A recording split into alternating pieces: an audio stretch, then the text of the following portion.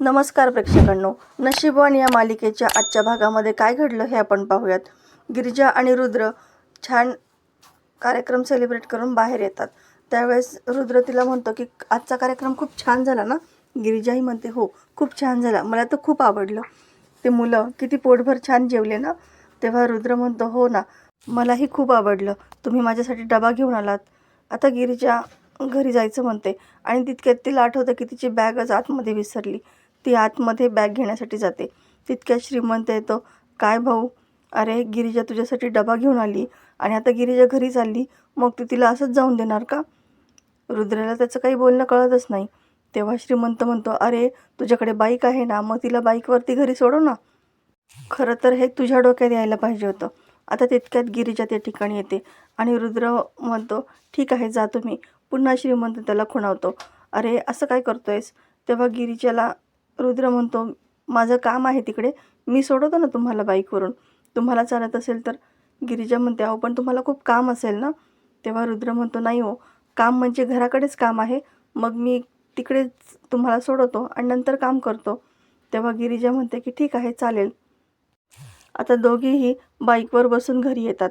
गिरिजा त्याला लिफ्ट दिल्याबद्दल थँक्स म्हणते आणि रुद्रसुद्धा तिला थँक्स म्हणतो. तेव्हा गिरिजा म्हणते, तुम्ही मला का थँक्स म्हणताय?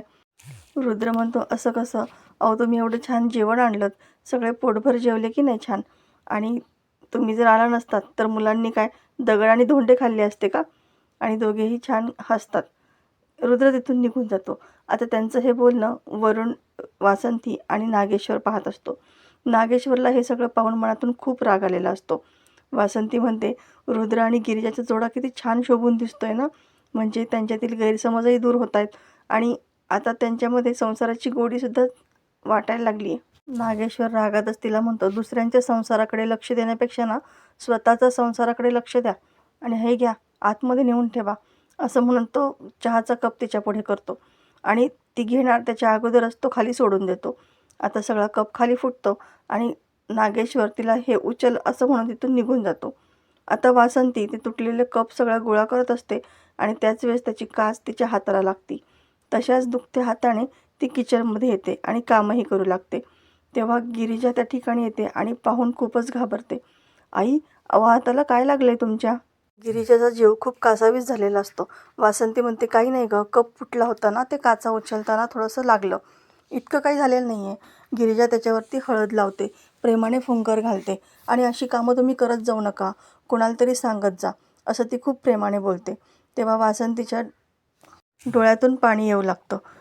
ती गिरिजाला म्हणते, या घराने आजवर मला फक्त दुःख दिलं आहे, पण मायेने प्रेमाने फुंकर घालणारी तू पहिलीच आहेस. तू या घरामध्ये आलीस ना, मला असं वाटलं की खरंच माझ्या माहेरचं कोणीतरी आलं आहे. ती खूप खुश असते. गिरिजासुद्धा म्हणते, उलट तुम्ही इथं आहात ना, म्हणून असं मला वाटतं की माझ्या माहेरच्या व्यक्तीमध्येच मी इथं आहे. आता वासंतीला प्रभासला सूप द्यायचं असतं. गिरिजा म्हणते, मी सगळी कामं करते, तुम्ही इथून जा. आता इकडे प्रभास स्वतःशीच बोलत असतो की आता हे किती दिवस नाटक करावं लागणार आहे मला. खरंच ना, इतकं इथं बांधून झाल्यासारखं झालं आहे, धड मी कोणाला काही सांगूही शकत नाही. आणि तितक्यात त्याला चाहूल लागते कोणीतरी येण्याची. मग तो लगेच त्याच्या बेडवरती झोपून घेतो. पण त्या ठिकाणी गिरिजा आलेली असते त्याच्यासाठी सूप घेऊन.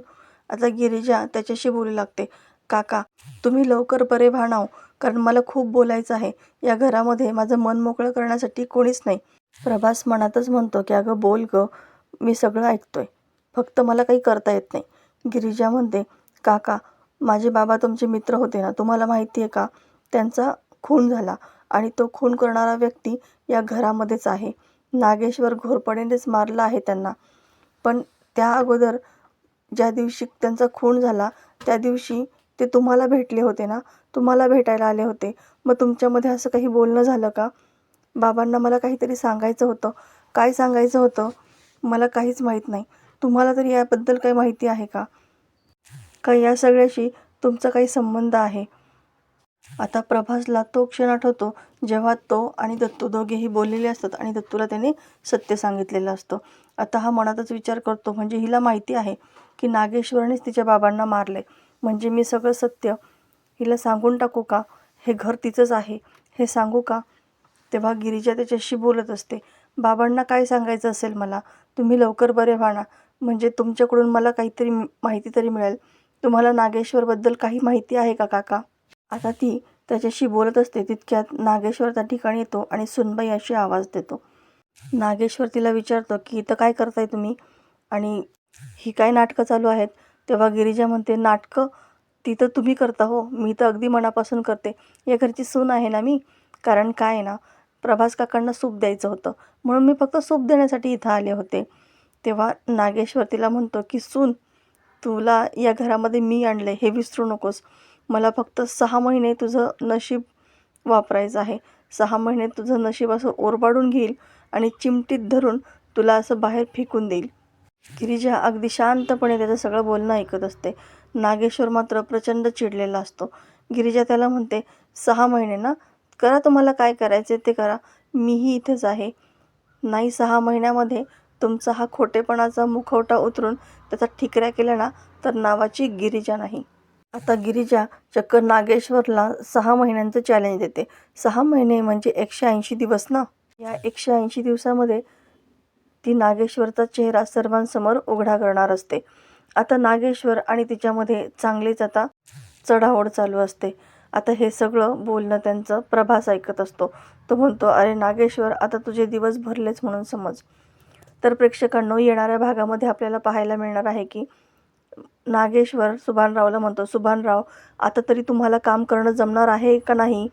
सुभानराव म्हणतो, साहेब तुम्ही काळजीच करू नका.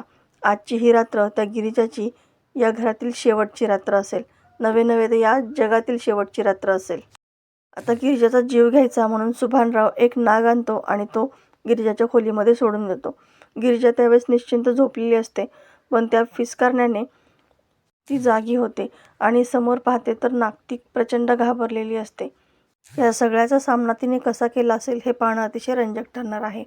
पण नागेश्वरचा असा समज असतो की गिरिजा रात्रीच मेली, कारण ती सकाळी उठून बाहेर आलेली नसते.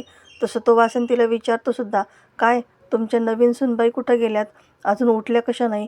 नवीन सुनेने असं इतका वेळ झोपणं बरं नाही ना, का त्यांना काही झालं? तेव्हा वासंती तर प्रचंड घाबरते. आता नागेश्वर आणि वासंती दोघीही तिच्या खोलीमध्ये तिला पाहण्यासाठी जातात. तर आतमध्ये पाहून नागेश्वर वासंती खूपच आश्चर्यचकित होतात. वासंती सांगते की आतमध्ये गिरिजा नाहीच आहे.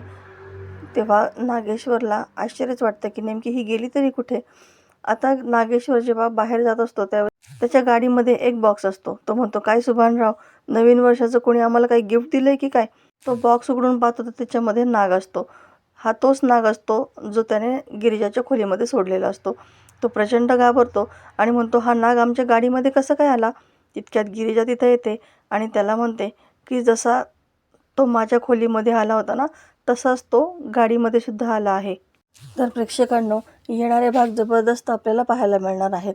अशाच मालिकेच्या नवनवीन व्हिडिओ अपडेटसाठी चॅनलला सबस्क्राईब करा. नोटिफिकेशनसाठी बेल आयकॉन अवश्य दाबा.